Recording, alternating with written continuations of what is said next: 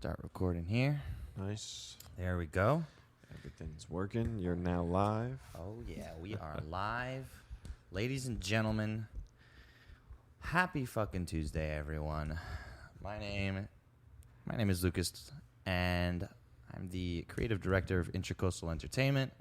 This is the Intracoastal Podcast. Welcome, welcome, welcome. We do this every Tuesday, live streamed in front of Instagram audiences and anyone who chooses to listen to our crazy ramblings. I'm joined today by guest star Blake Woodrow. Yay. Yay. Exactly. Today we don't have a studio audience. Actually, our studio audience member who was here last week just waved through the window. So we sometimes do, sometimes don't. It's a lot of fun. If you guys ever want to be featured, definitely reach out to Intracoastal Entertainment on Instagram and join us on the stream, the live stream as well. You can ask your burning questions to the different people that I have coming onto the show. And we got a couple people who are watching at the moment, including Blake himself. Yeah, I went in just to, so it's easier to read the questions. Oh, Because there you if go. they have any questions, I can look at maybe my No, phone. that's smart. That's good too. Just thinking. I don't know if you Trying can to think ahead. Oh, I get what you mean. Okay, you can like see it pop up. Got Yeah. you. Hi. Like someone said hi. And hell yeah. It would be hard to read it from all the way over here. So. Yeah, I usually gotta lean in a little bit. Hey, Ricky's watching Ricky. too. Let's go. What's up, everybody? I love seeing this. We got a good amount of people who are going to be watching today, which I love because Blake Woodrow's the fucking man. And let's just dive in, I guess. Blake, tell me a little bit about yourself. What are you doing in the scene? What are the kinds of things you like to do? I know, in case anyone doesn't know, this man is an amazing comedian and producer of events. But I want to hear it from you, Blake. What are you up to lately? I'm just trying to work on comedy. I mean, lately I've been on tour with Franco Harris, comedian. We've been going to Texas, Arizona, Washington. That was fun. That's dope, man. I didn't realize that you had gone to all those other states too. Yeah. And we've been doing shows, and that's been like, while we're on the road, that's like getting better at comedy, and then working on comedy at home with like video editing, podcasting, and trying to figure out all the ins and out, like content creation, like what's the best way to create stuff. So definitely, man, it's a lot of work to do that, and to promote yourself, it's definitely a time-consuming process. But like he said, he does his own podcast, which tell us a little bit about that. Well, I did it was called Absolute Bars with Blake. Yeah. I did a podcast, and I did 2 episodes, and what's up, Ricky? He said, "What up, boys? What's good, Ricky?" Hey, what up? What up?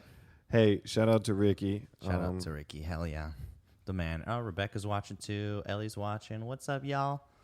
What's up, everybody? So yeah, you did some episodes. Okay, so yeah, I did Absolute Bars with Blake. It was, I did 2 episodes, and then I was like, it seemed a little too much, and like, I'm extremely like, try to be extremely aware, and then I'm a little too critical on myself. Okay. So like, as soon as I was releasing it, I was like trying to fix it and try and make changes, and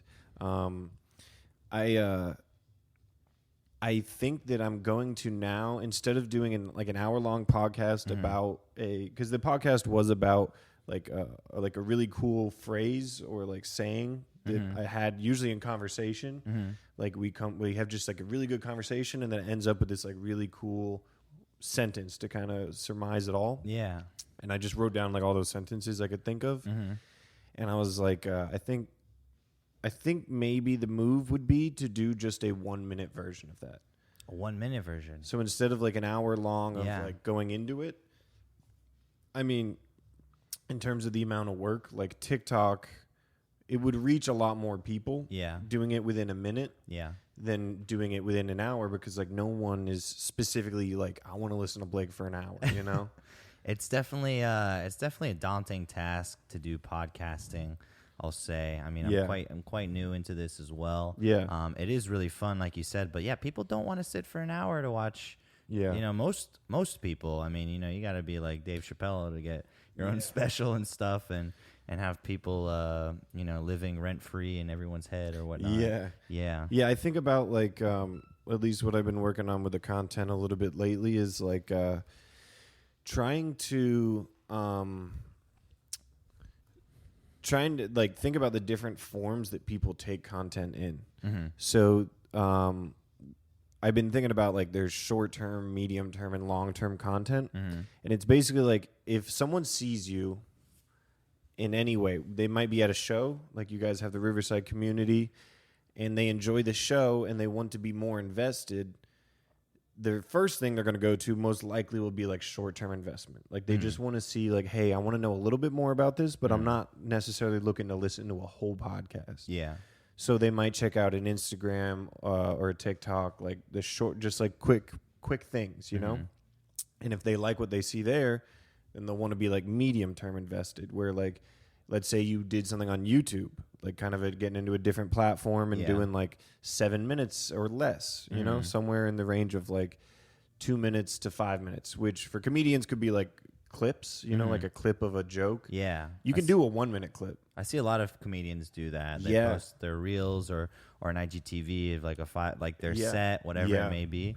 And then, I think actually Villain Theater does that a lot. They record everyone's sets. And they're able to like give that to comedians, which I think is really cool. Yeah. It's something I definitely have wanted to implement at Riverside, but I know a lot of comedians also don't like their stuff to be recorded. Well, Villain, usually they do like shows. Yeah. So it's easier to record just a show. Like for the open mic, you would have to have like a whole dedicated, the whole night, someone pressing stop and go for the next person and this and that. For the shows, they usually know who's going on at what time and for how long. And it's only like an hour and a half max. Yeah. So like it makes sense to be able to do that for a show. But like, because comedians will record their own things. Usually. Like you'll see some people with like a phone or camera. I find it though that there's definitely people who are worried about, people stealing their jokes or whatever it may be, so they don't like it being recorded. Yeah. Which I don't know. What are your thoughts on that? But it's also good, like if you have it recorded, then you've put it out, you have proof of like if someone did take your joke, you'd be like, I have the date and time stamped on this.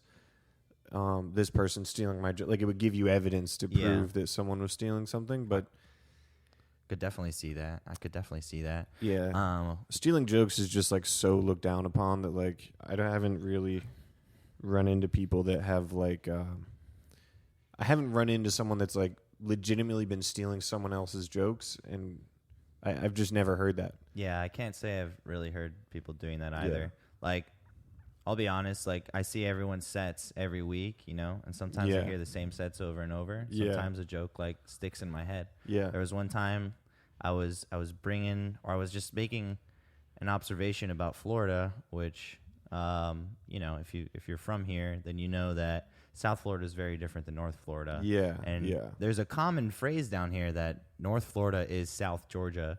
Right. But I said it in a way that was like very similar to another comic, and he got upset. Oh, yeah. And I was like, shit, man, I'm sorry, but that's just a general observation. Yeah. Yeah, it kind of that's also like the difficulty with it is that there is no line of like that you can say sometimes that like that was stolen. Like Amy Schumer, she got a lot of heat because like I can't remember, it was like the Nick Kroll show or some other show like had these sketches and then she was doing jokes on stage that were like almost word for word like what the sketches were or like what some other comedians had said like and there's some of it that like you can kind of fight and be like but we've all made this observation kind of. Yeah. But hers kind of seemed a little blatant. Like I could see that. Yeah. It almost was like word for word. Yeah. It was. Yeah. That's rough. But then you're like, then it might have been because like no one would literally word for word take a joke. You know what I mean? I mean, you'd be kind of stupid nowadays with everyone recording everything. Honestly. You know what I also have heard is like people, let's say from Italy. Or France, they come to America and they watch, or they like. I've heard of like someone doing like George Carlin jokes, but in French. Oh, and it's like George Carlin's like one of the best comedians of all time. Yeah, and like people in France aren't like fact checking. Like I don't know how many people are keeping up with like George Carlin. Or even if someone from France just came to America and just heard like a really good set. and then just went back to Translated France it. and just did it in French. Yeah. Like there's no one to be like, hey, I've heard that before. You know what I mean? Yeah, I didn't really think of that either. It's Honestly. an interesting. Hmm. I never run into issues with it. It's just Yeah, well, when you go to France, let me know. Oh yeah, you're French. You're yeah, French. man. Yeah, you know that, bro. I'm the French boy over here. Actually had a funny joke about that last night. Not only am I a server. Oh man, we have one of our studio audience members who's coming in. Actually, the gentleman we interviewed last week, George Horton, is here in house, What's up, and buddy? he's going to be joining us, I guess, for this little interview to watch at least.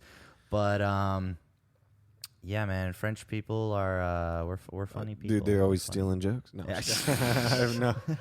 I hate French joke stealers. Yeah, we're the fucking worst. We're the worst, man. But actually, we got a question from our Instagram live right now. Let's see cool. who this is from. What do we have? Hey, Shady, always coming in. Shady. Shady. He says, "What's your writing technique?" So I'll Okay. let you answer that, and then Blake obviously is a comedian, and I'm a musician, so we have slightly different writing techniques. I'd Yeah, say, yeah. But I'm what really about- interested to hear what yours is. Okay. Like I never really have thought about that. Like for music, I've thought about like writing music, but I've never heard it from someone. You know. So, Okay, but do you want to start off? You want me to or- go? Okay, so You start off. Writing techniques for music. Honestly, there are several different ways that I think about starting a song, and it really goes into, I think, like I guess maybe three would be like the words of a song. Sometimes you can start off with like a phrase or like Yeah, some yeah. sort of chorus that you're like, I want to turn this into something. Yeah. So sometimes it's the words, sometimes it's a melody. So sometimes I'll think of like Right. an actual like rhythm that I like, and then I'll add words to that, and then from that melody I can then create a song. Like make the words match the melody rather than the Exactly. melody match it. Yeah, yeah. Exactly. So exactly. So it's like melody matching the words matching the melody, or sometimes I just come up with chords, which Right. like a chord pattern or progression that then inspires me to start doing something. And honestly, man, it takes a long time to finish a song.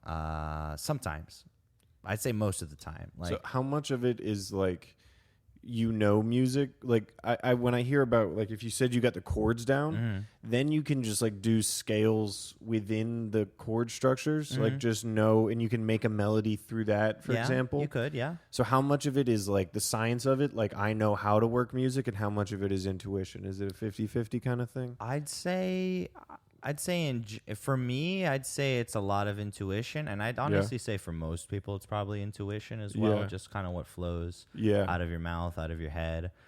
Whether you write it down or whether you're doing it improv, Yeah. Honestly, a lot of times I like to just like come up with a chord progression. I'll just keep playing it over and over, and I'll just start saying whatever comes out. And if there's something that I say that I like, then I'll write it down. Yeah.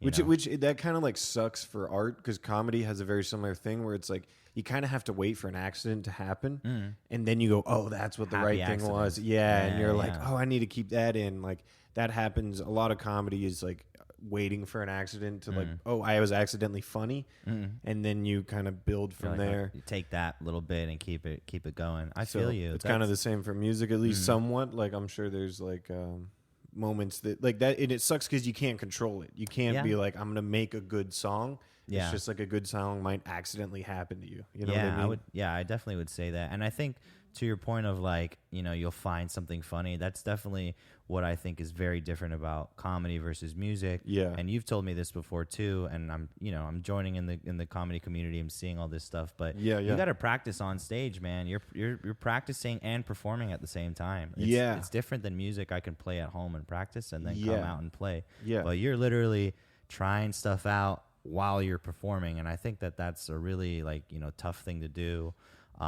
It's kind of like I don't know if I was talking to you about this analogy of it, but it's like if for a musician, the musician's version of it would be like you have to learn how to play guitar, but you only get 5 minutes at a time to do it on stage. Yeah. Like if you wanted to be like, I want to play guitar, you can watch videos and like go to ultimateguitar.com or whatever, but you can't touch a guitar until you're on stage, and then you have to learn.